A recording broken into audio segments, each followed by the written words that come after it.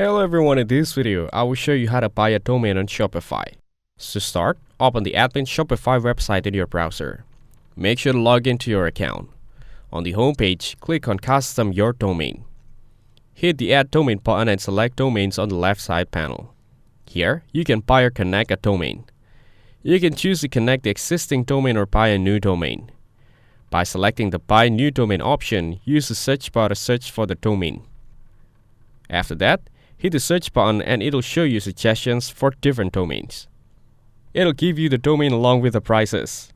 Then, select the one you want and click on Buy. Add your contact information such as first name, last name, phone number, and email address.